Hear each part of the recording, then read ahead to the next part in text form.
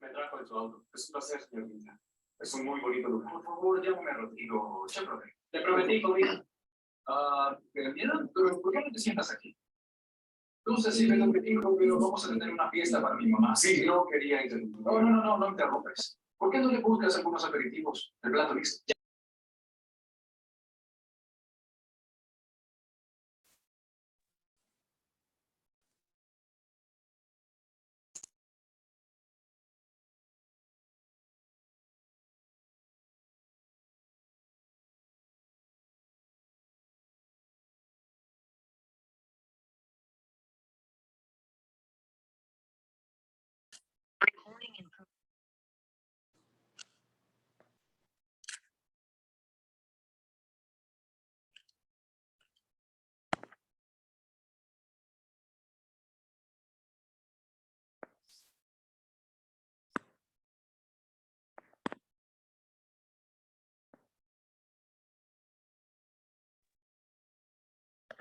Buenas tardes, noches a todos, ¿cómo están?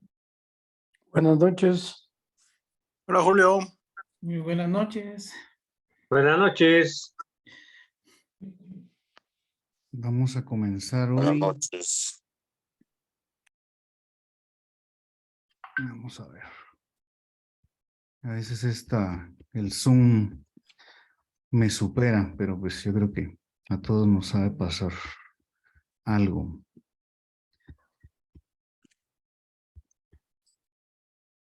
¿Me avisan si comienzan a ver mi pantalla, por favor?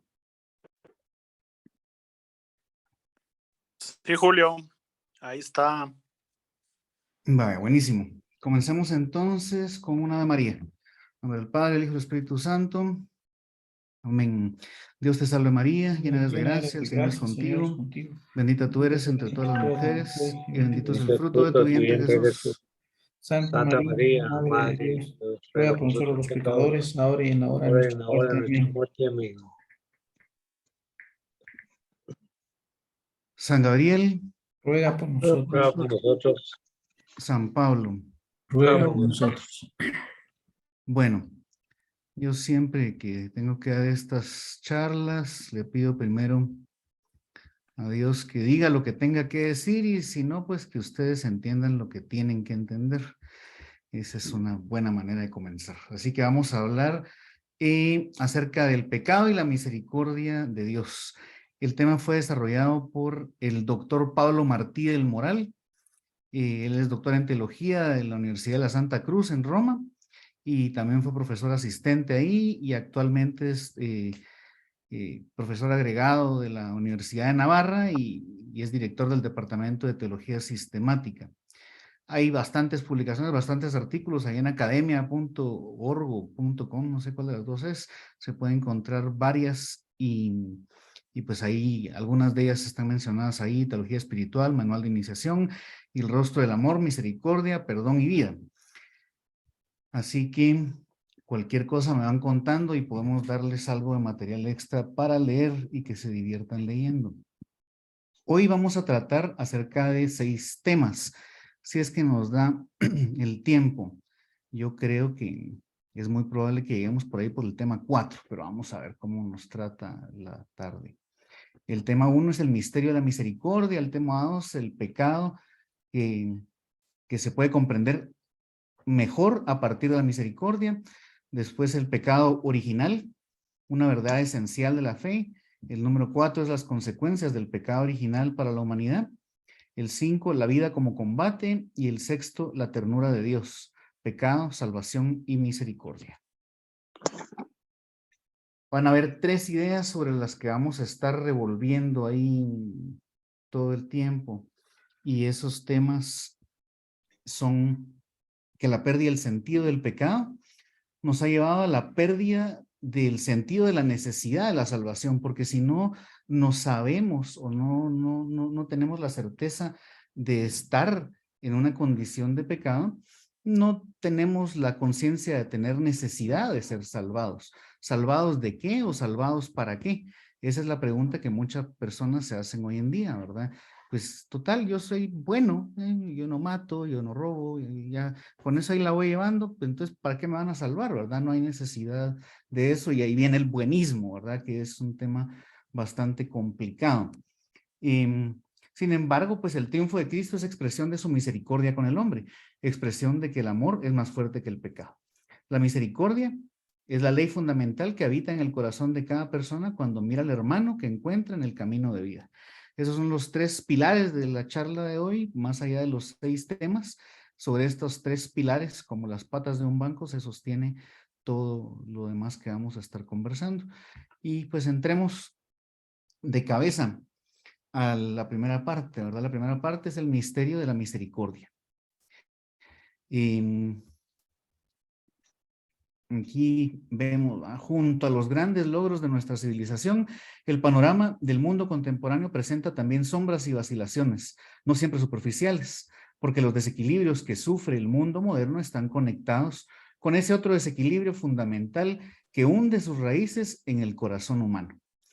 Es algo bastante fuerte eso que estamos diciendo ahí, ¿verdad? Porque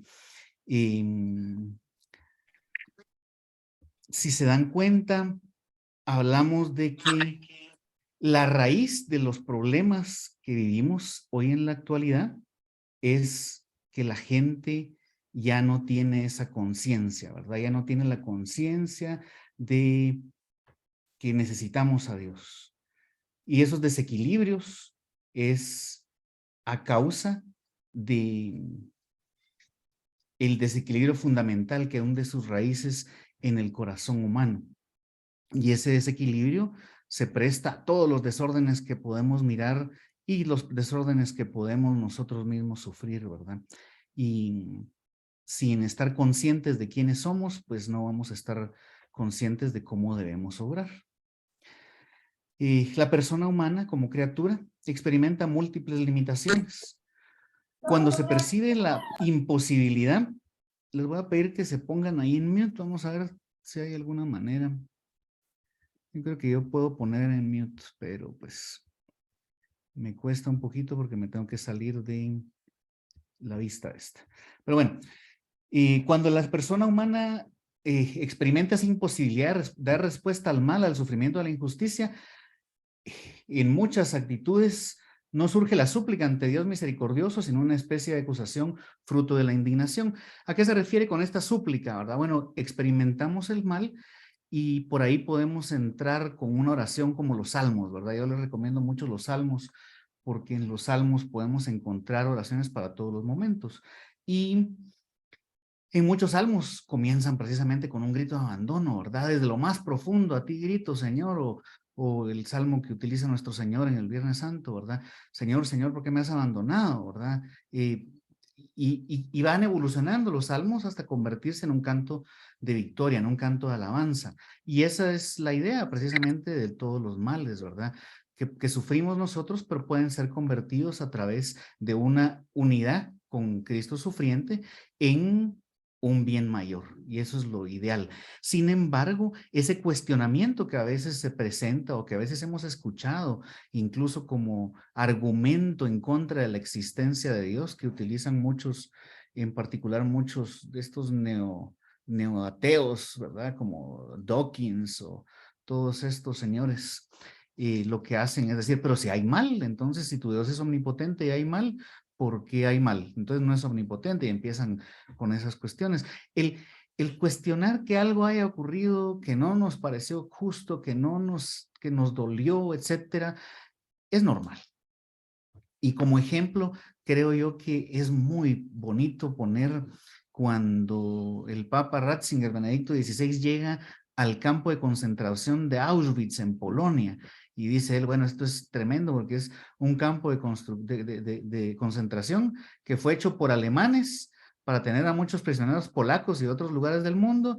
Y pues hoy un papa alemán viene a Polonia a presentar sus oraciones aquí.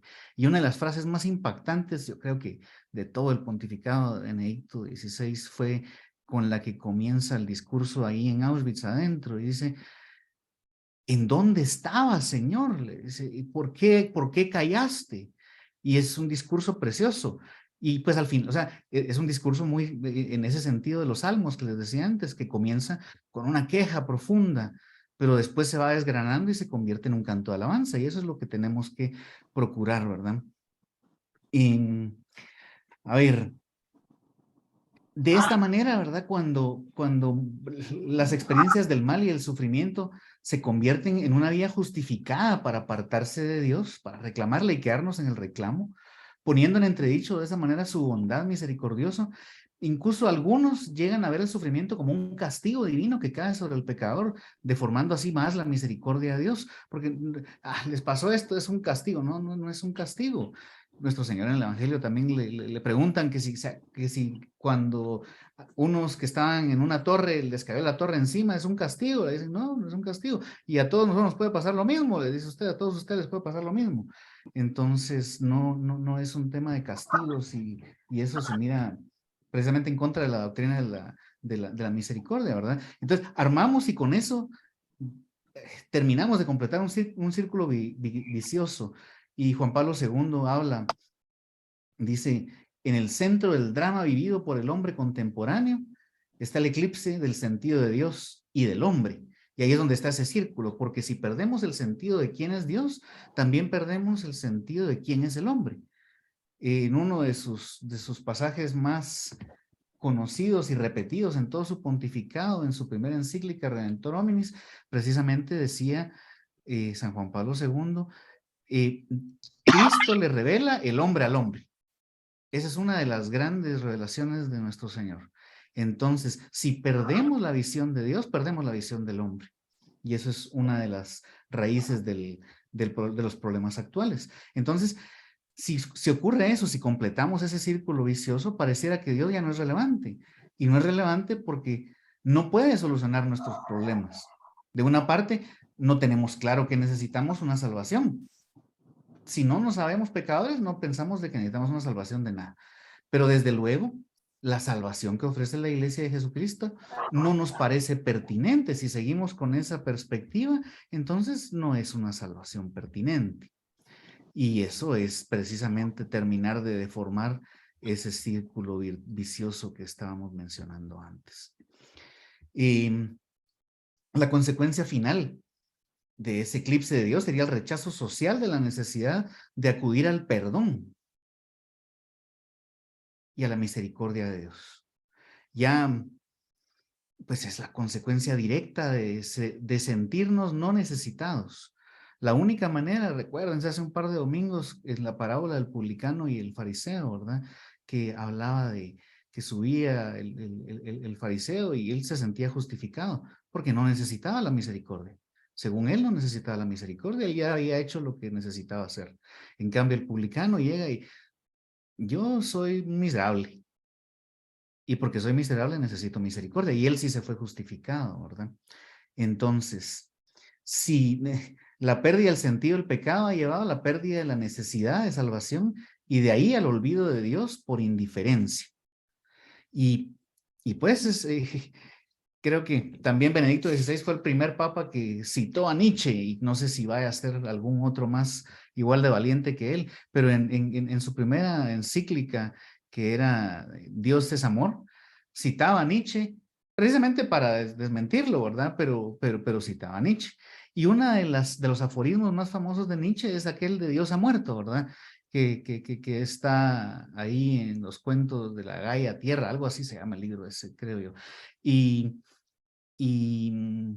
dice él, muy sabiamente, porque hay que reconocerlo, dice, bueno, Dios ha muerto, ¿verdad? Él asume que Dios murió.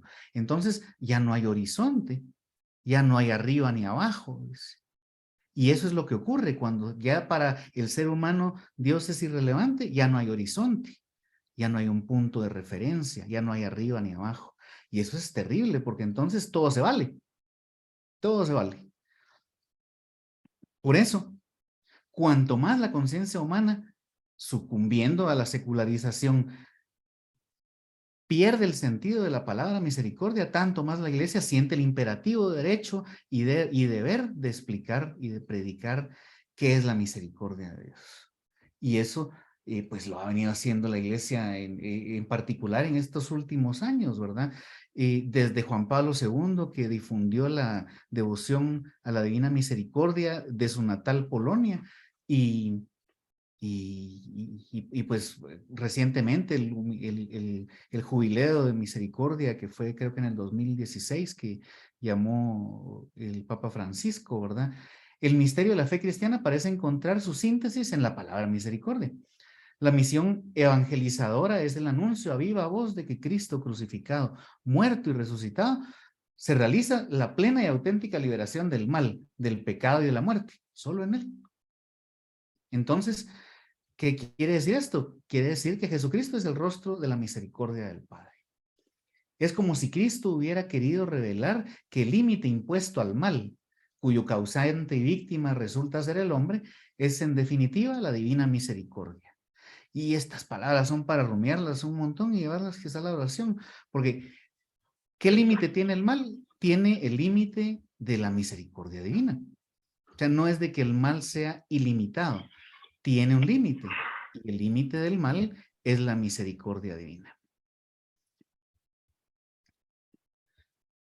A ver, pero pues el triunfo de Cristo es expresión de su misericordia con el hombre, expresión de que el amor es más fuerte que el pecado, más fuerte que la muerte y más fuerte que todo mal. El mundo solo alcanzará la paz sobre la guerra, la violencia, cuando invoque a la misericordia. Y esas palabras las decía o las escribía Sor Faustina Kowalska, ¿verdad? Que es precisamente la visionaria de la Divina Misericordia. Dice que no es fácil responder a la evidencia del mal en el mundo. Cuando nos pregunten, pero ¿por qué hay mal si Dios es omnipotente y tal? No es fácil responder a eso. Pero pues no es fácil, quizá porque el mal no es un problema, sino un misterio. Y ahí vamos a entrar un poquito a desgranar la palabra misterio, porque hay muchas acepciones de la palabra misterio. Pues, por ejemplo, si somos un poquito así de filosofía griega, podríamos decir, los misterios de Eleusis y los misterios de Delfos, y sí, esos eran misterios, pero es otra palabra, no es lo mismo, no estamos hablando de lo mismo. Entonces estamos hablando de, así cuando mi hijo pierde un libro y es el misterio del libro perdido y yo se lo encuentro, lo primero que encuentro en la librería es eso. No, eso tampoco es a lo que se refiere la palabra misterio en el contexto que utilizamos acá, en el contexto teológico, en el contexto eclesial. O sea, un misterio es un camino que comenzamos a caminar y lo vamos caminando, pero nunca lo vamos a lograr caminar completamente. Eso es a lo que se refiere un misterio. Cuando alguien nos dice, sí, el misterio de la Santísima Trinidad, no significa que nunca lo vayamos a entender. No, o sea, lo entendemos parcialmente, muy pequeño, pero parcialmente. No significa que no lo podamos ni conocer, eso sería que fuera algo ignoto. Y no, lo conocemos por la revelación y por la fe. O la Eucaristía, por ejemplo, no significa que nunca podamos entender o decir algo de eso. No, si no pudiéramos decir, sería algo inefable. Pero no, se puede decir, y han habido santazos que han escrito tratados y tratados sobre la Eucaristía. Entonces, un misterio en el contexto eclesial y filosófico, teológico, es un camino que comenzamos a recorrer, pero que nunca podemos terminar de recorrer. Es así de extenso, ¿verdad? Lo mismo pasa con el mal. No podemos entender algunas de sus descripciones, algunas de sus expresiones, pero nunca lo vamos a entender por completo, porque no tenemos ese tipo de inteligencia. Nuestra inteligencia es una inteligencia discursiva. Va de un punto A un punto B y concluye que sé. En cambio, por ejemplo, una inteligencia angélica es una inteligencia intuitiva. Mira todo de una sola vez y extrae toda la información posible. Nosotros extraemos de poquito a poquito. Entonces, por eso es de que un misterio para nosotros va a ser algo que solo en el cielo vamos a lograr entender de manera más completa, ¿verdad? Pero bueno, como no es fácil responder al misterio del mal, ¿verdad? Es un misterio en el que estamos implicados nosotros personalmente, que no se puede resolver teóricamente, sino con actitudes vitales o existenciales. Y siempre tenemos la necesidad de contemplar el misterio de la misericordia, la relación entre el sufrimiento, la injusticia, el pecado, los hombres y Dios, porque, como afirma el Papa Francisco, la misericordia es la ley fundamental que habita en el corazón de cada persona cuando mira al hermano que se encuentra en el camino de la vida. Y les repito el texto porque es muy bonito. La misericordia es la ley fundamental que habita en el corazón de cada persona cuando mira al hermano que encuentra en el camino de la vida. Misericordia es la palabra que revela el misterio de la Santísima Trinidad. Misericordia es el acto último y supremo con el cual viene a nuestro encuentro. Y por tanto, misericordia es la vía que une a Dios y el hombre.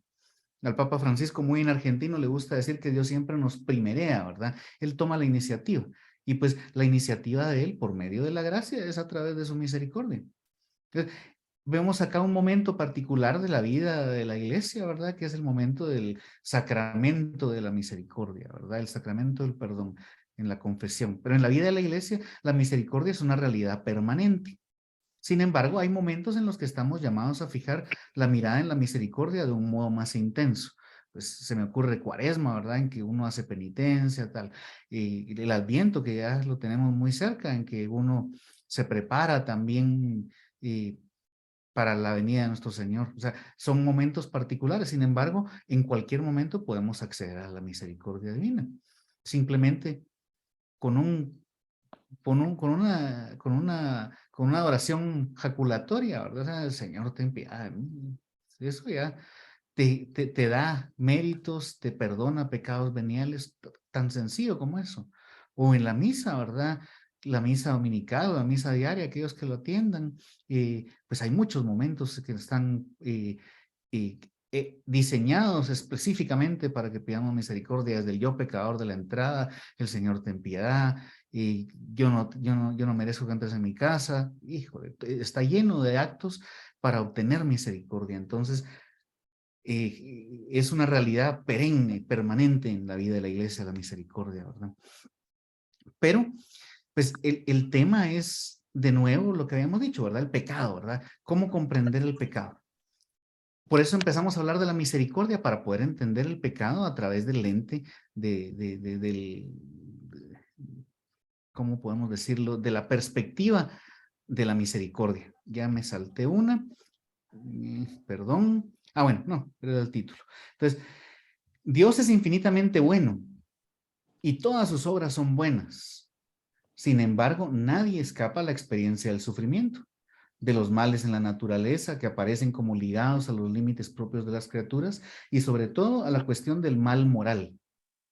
El pecado está presente en la historia del hombre. Sería vano intentar ignorarlo o dar a esta oscura realidad otros nombres. Son dos citas puntuales ahí del catecismo muy importantes, ¿verdad? Pero la pregunta ahí que queda presente, ¿verdad? Es, ¿de dónde viene el mal entonces? Y en particular, ¿de dónde viene el pecado? Que es el peor de los males. ¿Sí? Para responder a esa pregunta, debemos fijarnos en el misterio de Dios. De nuevo, la palabrita misterio, ¿verdad?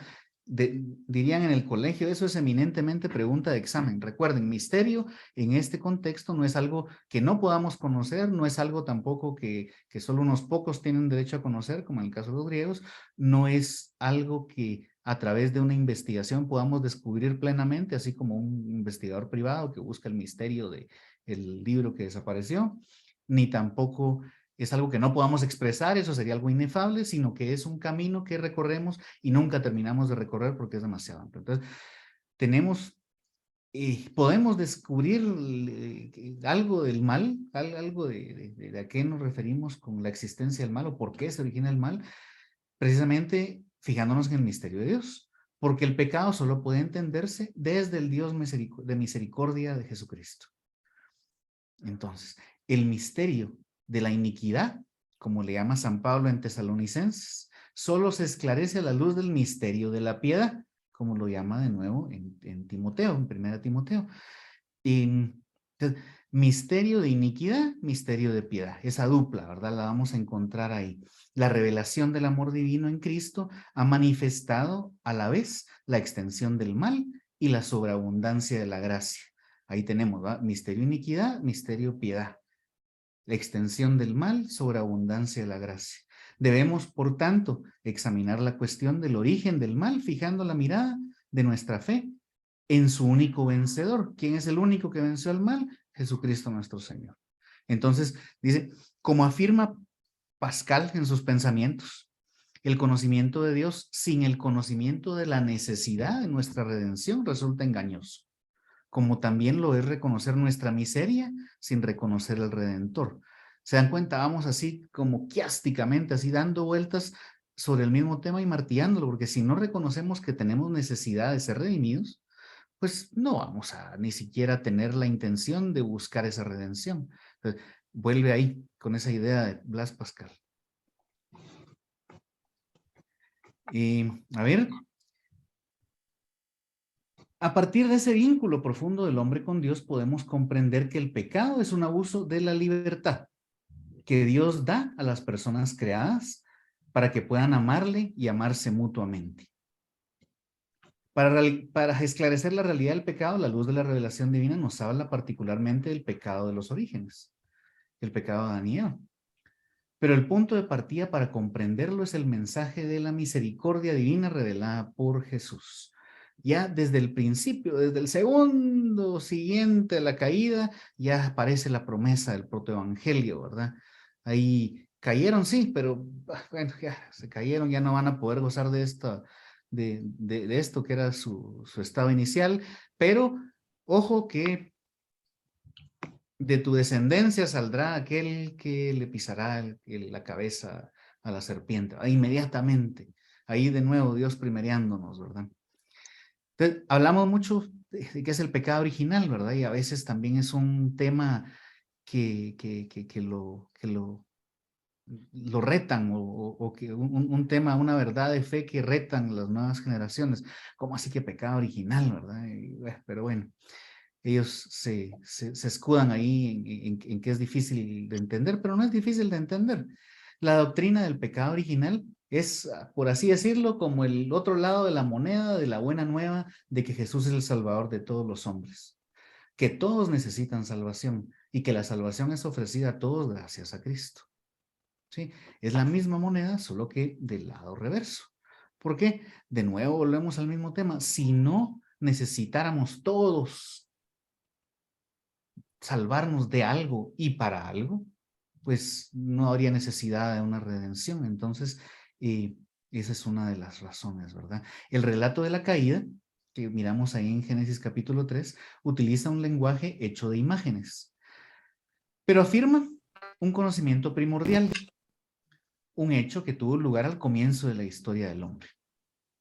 La revelación nos da la certeza de fe de que toda la historia humana está marcada por el pecado original libremente cometido por nuestros primeros padres. Detrás de la elección desobediente de nuestros primeros padres se halla una voz seductora, opuesta a Dios, que por envidia los hace caer en la muerte. La escritura y la tradición de la iglesia ven en este ser un ángel caído llamado Satán o diablo. La iglesia enseña que primero fue un ángel bueno creado por Dios, porque Dios todo lo creó bueno. Pero como los ángeles, al igual que nosotros, tienen libre albedrío, pero a diferencia de nosotros lo pueden ejercer únicamente en el momento de captar toda la información con esa inteligencia intuitiva que les mencionaba que ellos tienen. En el momento que ya tienen toda la información, toman su decisión una vez y para siempre. Y eso es lo que hizo, pues, este ángel caído. Nosotros, en cambio, como tenemos una inteligencia discursiva, conforme vamos teniendo más información, tenemos la capacidad de tomar una mejor decisión. El hombre, tentado por el diablo, dejó morir en su corazón la confianza hacia su creador y, abusando de su libertad, desobedeció al mandamiento de Dios. En eso consistió el primer pecado del hombre. En adelante, todo pecado será una desobediencia a Dios y una falta de confianza en su bondad.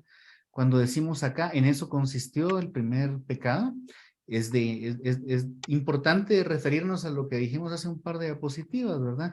Que el relato de la caída utiliza un lenguaje hecho de imágenes, ¿verdad?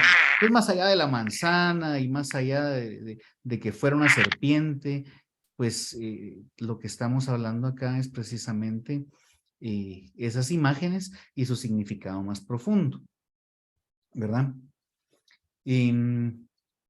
La escritura entonces muestra las consecuencias dramáticas de esa primera desobediencia. Adán y Eva pierden inmediatamente la gracia de la santidad original y todos los dones preternaturales que tenían.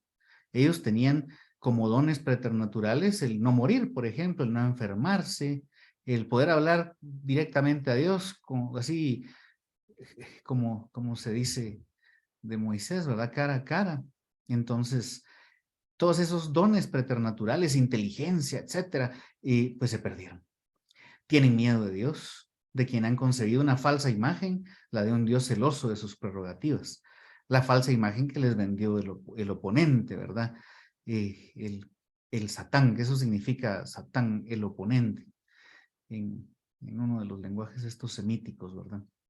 Entonces, como consecuencia, la armonía en que se encontraban, establecida gracias a la justicia original, queda destruida. El dominio de las facultades espirituales del alma sobre el cuerpo se quiebra. La unión entre el hombre y la mujer es sometida a tensiones. Y sus relaciones estarán marcadas por el deseo y el dominio. ¿Se dan cuenta? O sea, esas son las consecuencias de ese pecado original. Y todas esas consecuencias, todos, absolutamente todos los que estamos aquí, los que no están aquí también, las hemos sufrido. No tenemos ese dominio de las facultades espirituales del alma sobre el cuerpo, lo tenemos quebrado. Luchamos por obtenerlo, pero lo tenemos ahí en potencia, ahí nos cuesta. La unión entre el hombre y la mujer es sometida a tensiones, mejor dicho, es que debo decir para explicar eso. Y las relaciones están marcadas por el deseo y el dominio. Uno desea al otro, el otro quiere dominar a este, es algo que todos experimentamos y es parte de las consecuencias del pecado original. También se rompe la armonía con la creación. La creación visible se hace para el hombre extraña y hostil.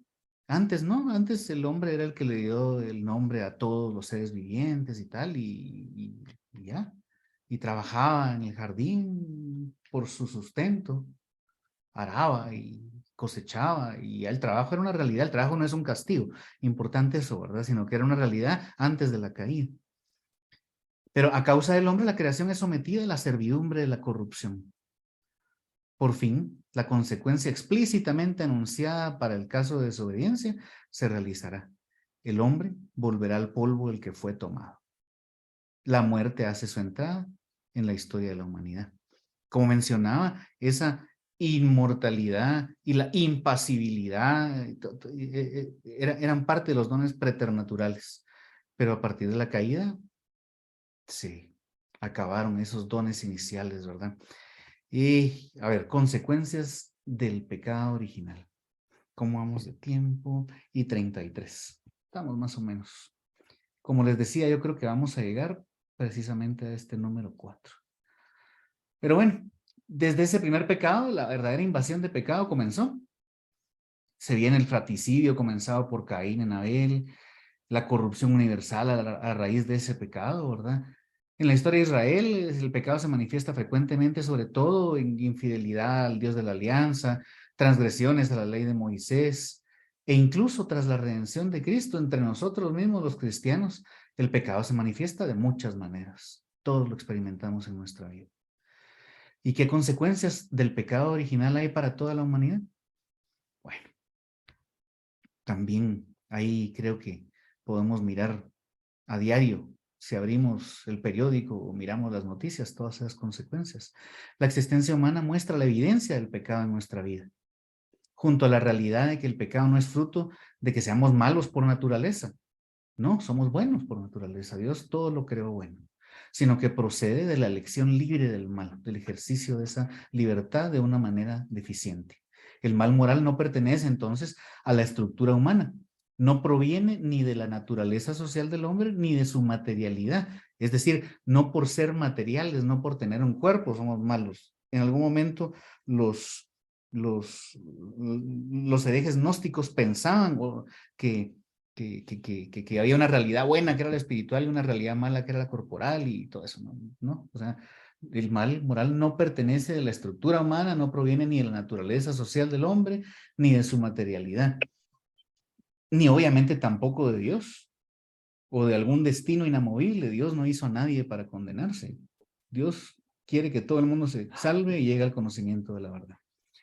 El realismo cristiano pone al hombre delante de su propia responsabilidad. Puede hacer el mal como fruto de su libertad y el responsable de ello no es otro que uno mismo.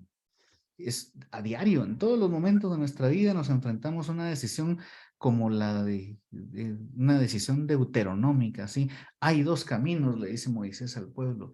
Haced esto y tendrás la vida, haced esto y tendrás la muerte. Tú escoges, y todos gritan al unísono, haremos la ley de Dios, y todos ya saben cómo siguieron, ¿verdad? Igual que nosotros. Entonces, lo que la revelación divina nos enseña coincide con la pura experiencia. Pues el hombre al examinar su corazón descubre también cómo está inclinado al mal e inmerso en muchos males que no pueden proceder de su creador, que es bueno. Negándose con frecuencia a reconocer a Dios como su principio, rompió además el orden debido con respecto a su fin último y al mismo tiempo toda su ordenación en relación consigo mismo, con todos los hombres y con todas las cosas creadas. Es dramático, pero cuando no reconocemos que Dios es nuestro principio, no nos damos cuenta de que Él es el fin último. Y se acabaron las relaciones porque el ser humano es un ser relacional, ¿verdad? Y si no pone en primer plano esa relación, las otras van a estar también bastante deformadas. Pero a lo largo de la historia, la Iglesia ha formulado el dogma del pecado original, en contraste con un optimismo exagerado o con un pesimismo existencial. Y ponemos ahí un par de ejemplitos. Frente a Pelagio, que tenía un optimismo exagerado, el señor Pelagio afirmaba que el hombre puede realizar el bien solo con sus propias fuerzas naturales y que la gracia es una mera ayuda externa, minimizando de esa manera tanto el alcance del pecado de Adán como la redención de Cristo. Entonces, reducidos a un mero mal o un buen ejemplo, respectivamente. El concilio de Cartago, por ahí por el año 400 y centavos, siguió a San Agustín enseñando la prioridad absoluta de la gracia. Pues el hombre tras el pecado ha quedado dañado. Entonces, la Iglesia ahí formula una corrección a lo que Pelagio estaba intentando enseñar. Pero pues Pelagio muy optimista, yo puedo solo, él se sentía Superman. En cambio, Lutero es extremadamente pesimista. Él sostenía que tras el pecado el hombre estaba esencialmente corrompido en su naturaleza, que su libertad no quedaba dañada, sino quedaba anulada, y que en todo lo que hace había pecado. Y el Concilio de Trento, que fue el concilio de la Contrarreforma, en 1550 más o menos, afirmó la relevancia ontológica del bautismo. Palabras, ¿verdad? Pero la relevancia ontológica cambia el ente. Antes del bautismo es una criatura de Dios, después del bautismo es un hijo de Dios. Es un cambio ontológico. Entonces, el Concilio de Trento afirmó esa relevancia ontológica del bautismo, ya que borra el pecado original, aunque permanecen sus secuelas. Entre ellas, la concupiscencia, que no se ha de identificar como hacía Lutero con el pecado mismo. La inclinación al pecado no es pecado. Está ahí para que luchemos en contra de ella, ¿verdad? El hombre es libre de sus actos y puede merecer con obras buenas sostenidas por la gracia. Entonces, en el fondo la posición luterana y también de algunas interpretaciones recientes está en juego con una adecuada comprensión de la relación entre la naturaleza y la historia, el plano psicológico y existencial y lo individual y lo colectivo, pero era extremadamente pesimista. Y eso también hay que evitarlo, ¿verdad? Ante esas consecuencias del pecado, y ya que tiene una difusión universal, cabe preguntarse, ¿por qué Dios no impidió que el primer hombre pecara? Si nos iba a tocar tan duro después. Y hay dos santazos, uno de los 3 papas que han sido llamados magnos, ahí San León, San Gregorio, y pues cada vez va agarrando más momentum la idea, desde en vida todavía le llamaban a San Juan Pablo II, Juan Pablo Magno, pero bueno, San León Magno, que es un papa muy cristológico, responde, la gracia inefable de Cristo nos ha dado bienes mejores que los que nos quitó la envidia del demonio. ¿Sí? Y Santo Tomás de Aquino, otro santazo extremadamente inteligente, decía, nada se opone a que la naturaleza humana haya sido destinada a un fin más alto después del pecado. Dios, en efecto, permite que los males se hagan para sacar de ellos un mayor bien. De ahí las palabras de San Pablo, donde abundó el pecado, sobreabundó la gracia, o también que el canto del exultet de la misa de la vigilia pascual, ¿verdad? Feliz culpa que mereció a tan grande Redentor. Entonces, esas son las respuestas de estos dos santazos.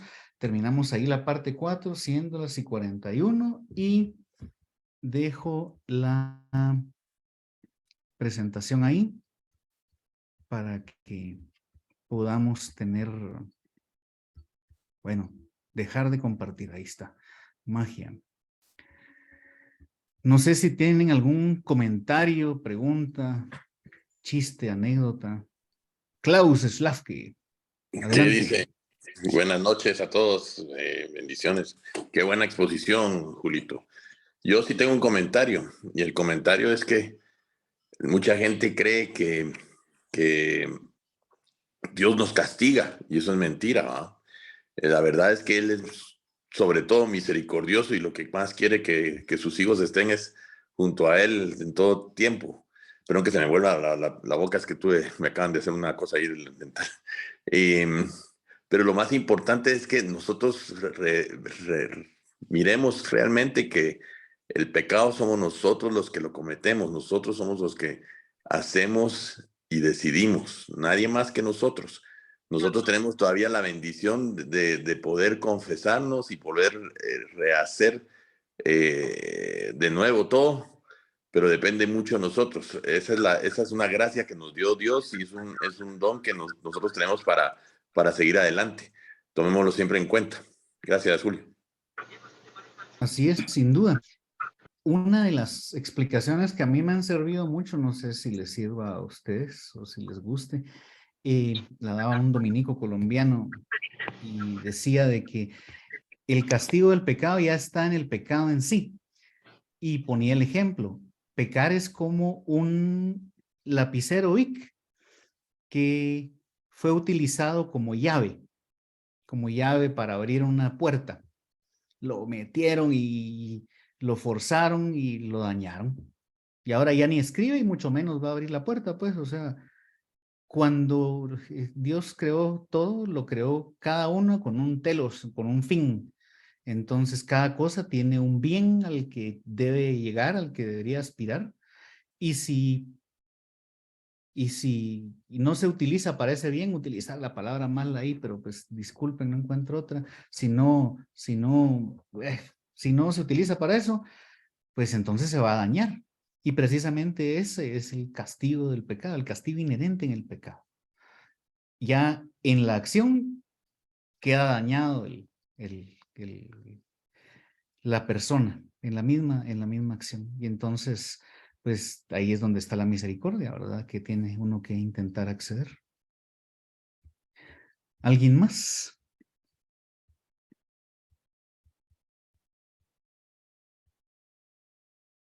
Bueno, pues hoy hemos tenido un quórum más alto que la semana pasada. No cabe duda que ya pensaban que iba a estar don Mario de vuelta. Sin embargo, la próxima semana sí ya está de vuelta. Mañana regresa de afuera del país, así que con la certeza de que la próxima sesión va a estar todavía muchísimo mejor que esta, porque ya la va a dar don Mario, y don Mario es un crack. Así que Pero muy bien hecho, Julio. Cerremos esta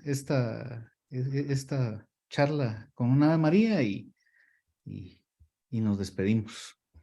Dios te salve María, llena eres de gracia, el Señor es contigo, bendita tú eres entre todas las mujeres y bendito es el fruto de tu vientre, Jesús. Santa María, Madre de Dios, ruega por nosotros pecadores, ahora y en la hora de nuestra muerte. Amén. San Gabriel, Ruega por nosotros. San Pablo, Ruega por nosotros. Santa María, esperanza nuestra, asiento de la sabiduría. ruega por nosotros. Señores, nos vemos el próximo lunes. Un fuerte abrazo a todos. Buenas noches a todos. Igualmente, Julio, muchas gracias. Buenas noches. Buenas noches. Buenas noches. Cuidado los que van manejando.